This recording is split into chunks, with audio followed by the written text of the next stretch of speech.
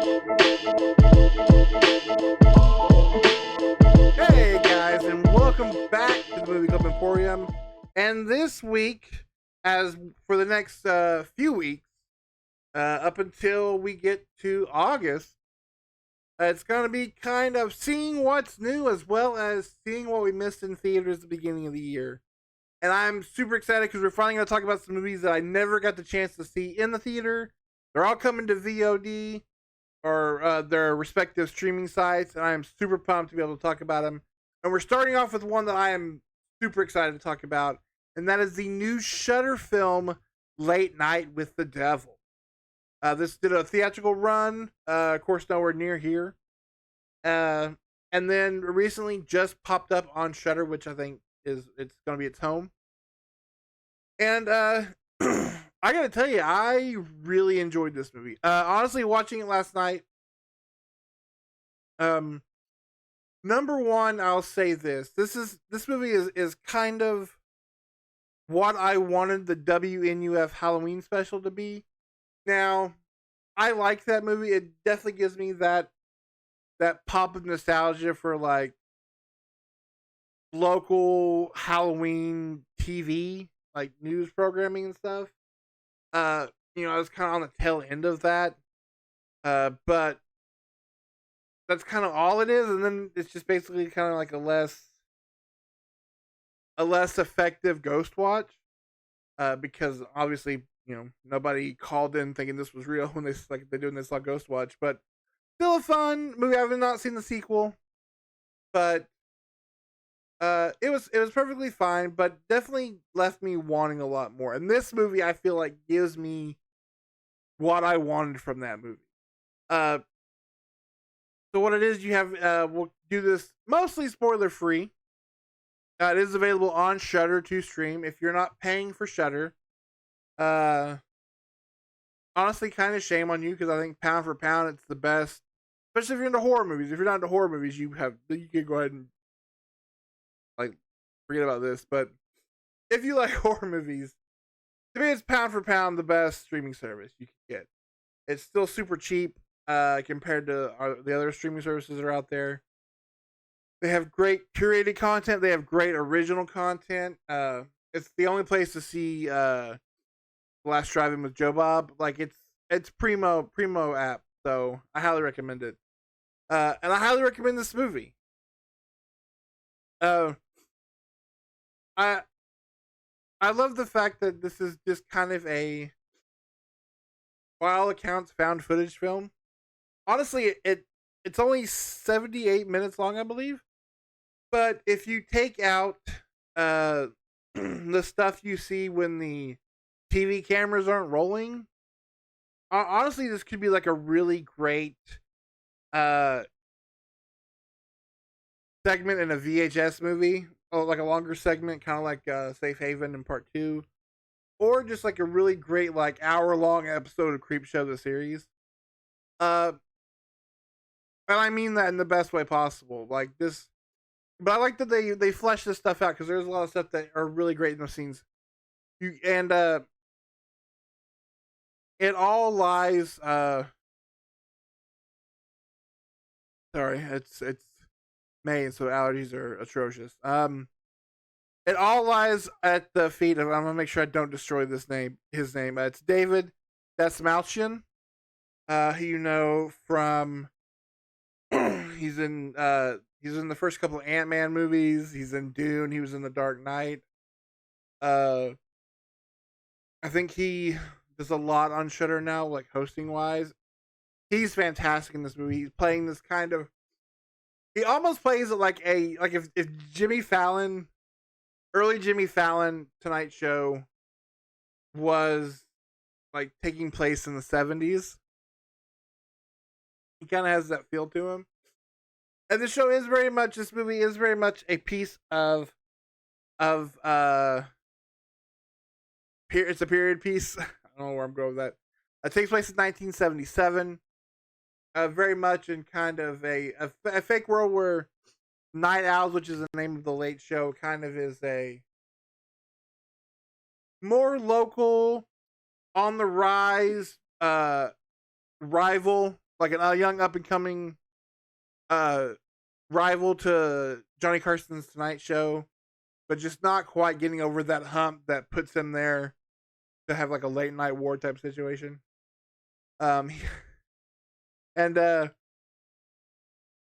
what I really love about this movie is that it delves into, because you hear Late Night with the Devil, and essentially it's the Halloween episode of this late night show, and we're gonna commune with the demon living inside this possessed girl. Like that's the setup. Uh, but I think what this movie really does well is it also not only gives you all that, but it kind of plays into things that were very much of the conspiracy theory realm of that time. You know, it talks about there's this character who runs the Church of Abraxas, which is a complete a 1-for-1 stand-in for Anton LaVey and the Church of Satan.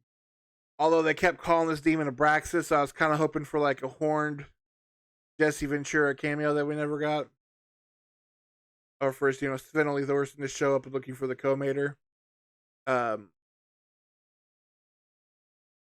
then they talk about, because it starts off as almost like this documentary about what happened to this show, which is Michael Ironside as this narrator, like this behind the music narrator, and he's fantastic. I love Michael Ironside. But they tied into things like I said, like the Church of Satan going on parallel to this, Bohemian Grove, for all you conspiracy your tinfoil hats out there. And then also there's a couple of characters that appear on the show. Magician / psychic name I think is Christabel. Maybe it's not Christabel, but he's based off a very famous psychic that was on a lot of these talk shows in the 70s, as well as the other kind of faced actor I recognize besides our main lead, because he is the weird human body that being in possession, Hugo Weaving as Agent Smith possesses in those sequels to The Matrix, where he's doing like a really weird Mr. Anderson. He plays kind of this version of a very famous former magician turned debunker, a la kind of Houdini in that way. And then again, you get this girl who is supposedly, she was a survivor of this death cult, this Abraxas cult, and she's possessed by this creature she calls Mr. Wriggles, who may or may not be Abraxas. You can't hear it. I cannot hear Jesse Ventura's accent. And you get a lot of effects, and yeah, they are low budget. This movie's still super low budget, and that's why I say some of it kind of looks like what you would expect in like those the VHS movies or in Creepshow. But for the most part, they're done practically. They look fantastic. There's a scene of mass hypnosis involving worms coming out of somebody that's very effective. And all in all, I really did like it. I know there's been some controversy around the movie regarding some still frames that used AI. I mean, you can see them clear as day compared to the other things, but it's not something that I'm just like, oh, we should raise pitchforks about. I don't know why all the stories. I know that they, the idea of they used AI and not Photoshop is okay. I mean, they're fine. Again, most of the effects are really good. I will say, it doesn't.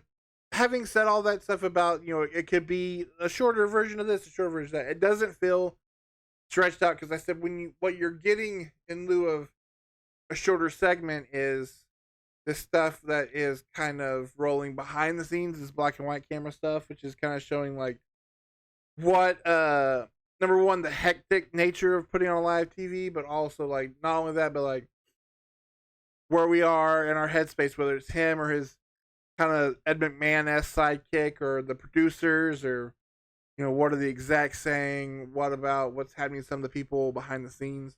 All that's great. It's never felt like it's stretched for time. It never feels like it's too thin of a plot. My one major complaint is the ending. Like I said, you get everything you want. You just get to the last. It's like literally like the last couple of minutes. It kind of stumbles into the credits. Where I was like, oh, okay. I mean, yeah, I guess you can end it there. Like I kind of get, maybe we're going for like a Twilight Zone-esque ending, but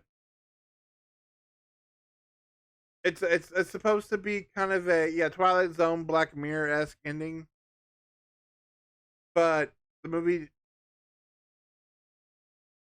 somewhat sets up for it, but it kind of, to me, it kind of killed the ending of the movie, where you're just like, oh, okay, that's whatever, okay. So again, I really did like the movie. The ending really kind of stumbles into the credits, trips over its own feet. But otherwise, I absolutely enjoyed this movie. Again, it's streaming on Shudder. You can rent it on VOD, as well as I believe it is getting a regular Blu-ray release.